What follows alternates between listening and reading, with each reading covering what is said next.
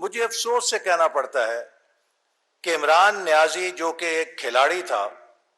اور اس سے توقع یہ کی جاتی تھی کہ وہ سیاست میں سپورٹس مین سپرٹ کے فالوورز کو پیدا کرے گا، عمران نیازی کی سیاست صبح شام معاشرے کے اندر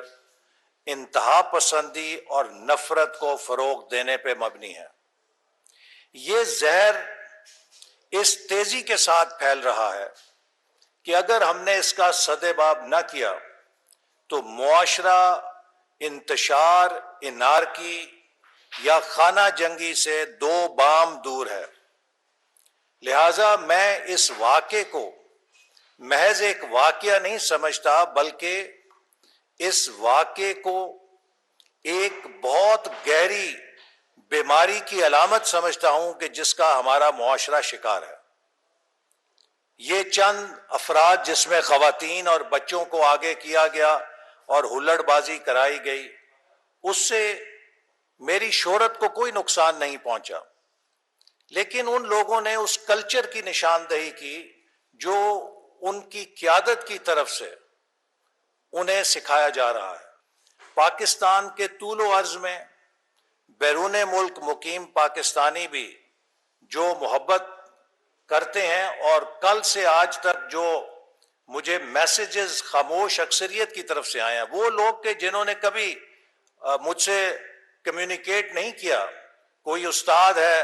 کوئی بزنس مین ہے، کوئی سول سرونٹ ہے، کوئی بیرون ملک مقیم ہے، کوئی طالب علم ہے، کوئی خاتون خانہ ہے، کوئی ریٹائرڈ پینشنر ہے، نوجوان ہے، ہر طبقے کے لوگوں نے اس واقعے کی مذمت کی ہے، ماں سوائے چند پی ٹی آئی کے ان لوگوں کے کہ جن کا کام صبح شام سوشل میڈیا پہ پگڑیاں اچھالنا یا ادھم مچانا ہے۔ تو میرے پاس بھی دو راستے تھے۔ قانون مجھے یہ اختیار دیتا ہے کہ میں پاکستان کرمنل جو سی آر پی سی ہے یا ضابطۂ فوجداری ہے، اس کے تحت ان کے خلاف کارروائی کر سکتا ہوں، لیکن چونکہ اس واقعے میں خواتین اور بچے انوالو ہیں، میں نے اس قانونی کارروائی سے اجتناب کا فیصلہ کیا ہے، اور میں اس واقعے کو عوام کی عدالت میں ان خواتین اور ان بچوں کے خلاف نہیں، بلکہ اس طرز عمل کو فروغ دینے والی اس قیادت کے خلاف ایک ایف آئی آر کے طور پہ درج کرانا چاہتا ہوں کہ پاکستان کی خاموش اکثریت کا فرض ہے کہ اس قسم کے رویوں کی حوصلہ شکنی کرے، چونکہ اگر ہم نے ایسے رویوں کی حوصلہ شکنی اور مذمت نہ کی تو ہم لبنان کی طرح خانہ جنگی کا شکار ہو سکتے ہیں۔ اس وقت اگر کوئی میرے ساتھ بھی سیکیورٹی گارڈ ہوتا یا کوئی جذباتی وہاں پر ہمارا حمایتی ہوتا اور ان کے ساتھ کوئی نامناسب رویہ اپناتا تو صورتحال بہت گمبھیر ہو سکتی تھی۔ میں پی ٹی آئی کے جو ہمدرد ہیں انہیں بھی یہ بات کہنا چاہتا ہوں کہ وہ ٹھنڈے دل اور دماغ کے ساتھ سوچیں کہ کہیں ایسا تو نہیں کہ وہ جس جذبے کے تحت اپنے لیڈر سے محبت کا حق ادا کرنے کے لیے ایسی جہالت پہ مبنی کارروائیاں کر رہے ہیں، ان کا لیڈر ان سے کتنا مخلص ہے جو اپنی انا پرستی اور اپنے سیاسی ایجنڈے کے لیے انہیں استعمال کر کے ان سے اس طرح کے نامناسب رویے اور شرمناک رویوں کا کانڈکٹ کروا رہا ہے۔ عمران نیازی نے آج تک اس کی ٹریک ریکارڈ یہ ہے کہ لوگوں کو استعمال کیا ہے اور ٹیشو پیپر کی طرح پھینک دیا ہے۔ عمران نیازی کو کرکٹ ٹیم میں لانے والا اس کا کزن ماجد خان تھا، شاید اگر اس کو کرکٹ کیپ نہ ملتی تو یہ آکسفورڈ یونیورسٹی بھی نہ پہنچ سکتا، اور پھر اس نے سازش کر کے سب سے پہلا چھرا اپنے کزن کے کمر میں گھونپا اور ماجد خان کو ٹیم سے باہر کرایا، اور اس وقت سے لے کر آج تک اس کا ٹریک ریکارڈ یہ ہے کہ اپنے ہر محسن کو چھرا گھونپا ہے۔ اگر نواز شریف صاحب اس کو سیڈ منی نہ دیتے اور پلاٹ نہ دیتے تو یہ آج بھی شوکت خانم کے نقشے لے کر سڑکوں پہ چندے اکٹھا کر رہا ہوتا۔ اگر شہباز شریف صاحب اور یوسف رضا گیلانی صاحب اس کو نمل کی یونیورسٹی بنانے کے لیے زمین اور گرانٹ نہ دیتے تو آج بھی یہ دنیا کے اندر نمل بنانے کے لیے یا وہ جو میاں والی کی ادارہ ہے اس کے لیے چندے اکٹھے کر رہا ہوتا۔ جہانگیر ترین اس کو اگر اپنا جہاز نہ دیتا تو یہ آج بھی دھکے کھا رہا ہوتا، سیاست کے اندر اس کی حکومت نہ بن سکتی۔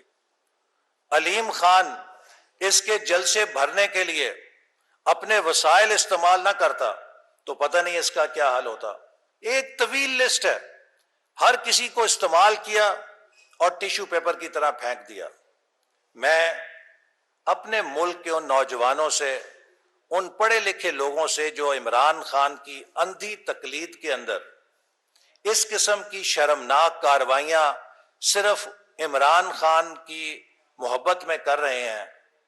ضرور کہنا چاہتا ہوں کہ 2 منٹ کے لیے ٹھنڈے دل اور دماغ سے ضرور سوچیں کہ آپ جتنے لیڈر کے ساتھ سنسیئر ہیں، کیا آپ کا لیڈر بھی آپ کے ساتھ سنسیئر ہے؟ اگر وہ آپ کے ساتھ سنسیئر ہو تو وہ آپ کو اس قسم کی حرکات کے لیے نہ اکسائے جو شرمناک بھی ہیں اور جو شائستگی کے تمام رویوں سے عاری بھی ہیں۔ پاکستان میں جمہوریت اور آزادی پہ مجھے پختہ یقین ہے، اور اس حوالے سے بطور سیاستدان میرا یہ فرض ہے